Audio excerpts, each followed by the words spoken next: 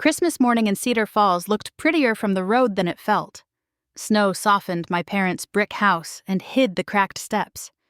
I sat in the driveway with the engine running, breath fogging the windshield. 3 hours from Columbus, coffee gone cold, gift bags, pastries, and groceries for the perfect breakfast. Because planning is easier than feeling. I make good money in fintech, and for years I've treated it like a family utility. Something I keep paid, no questions asked. Cold squeaked under my boots as I crossed the walk. I shoved the door open with my shoulder and called hello. Dad was already at the dining table in flannel, mug in hand, eyes scanning my bags. Mom hovered at the stove, busying herself with nothing urgent. "You're cutting it close," Dad said. "I'm here," I said, and kissed his cheek anyway. We ate, a few thin minutes of weather and traffic. Then Dad set his fork down.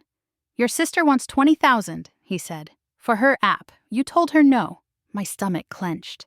"I told her I can't fund an idea without a plan." Mom's voice came small. "She's trying."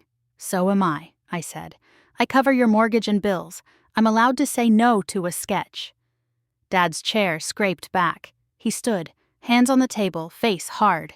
"Get out," he said. "Paying bills doesn't buy you a place in this family." My pulse steadied in a strange, cold way. "All right," I said. "Then pay your own bills." I walked out into the clean bite of winter, slid into my car, and blocked their numbers before I could bargain with myself. I didn't sleep. At 8:12 in Columbus, an unknown number rang. "Detective Lena Hart, Economic Crimes, are you Elena Pierce?" She said my father had filed a report. I'd cut off support and was exploiting my parents. The accusation felt unreal, but it still stung. "I'm not accusing you," she said. "I need your side. Can you come in today?" I pulled years of transfers and bill payments, printed summaries, copied statements to a drive, and drove downtown on autopilot.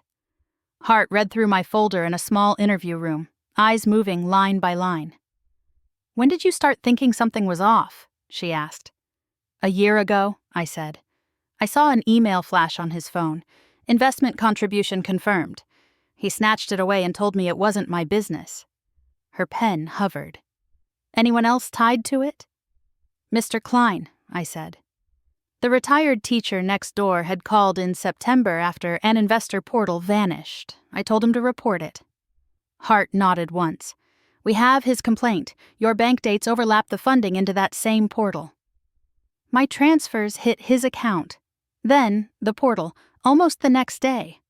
My throat went dry. I'd been paying for stability while my father funneled money into a mirage and dragging neighbors with him. At the exit, she said, "Don't contact him. We're going to Cedar Falls to speak with your father." I walked out into the cold and sat in my car until my hands stopped trembling.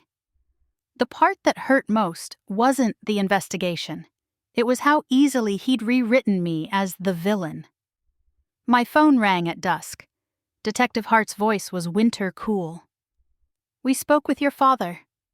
I sat in my parked car, hands locked around the wheel. "He claimed you stole from them," she said. "Then he claimed you never helped. Neither matches your records." "Did he explain the investment?" I asked. "He tried," Hart said. "He called it for the family. He couldn't name the company behind the portal or produce contracts, disclosures, anything. When we asked about Mr. Klein's deposit, he said Mr. Klein misunderstood." Her tone sharpened. "We pulled timestamps. Your transfer hits his account, his transfer hits the portal, and a week later a small payment returns to him." I closed my eyes. Fear turned into something colder. Certainty. "What happens now?" "We've reclassified you," she said. "You're not a subject.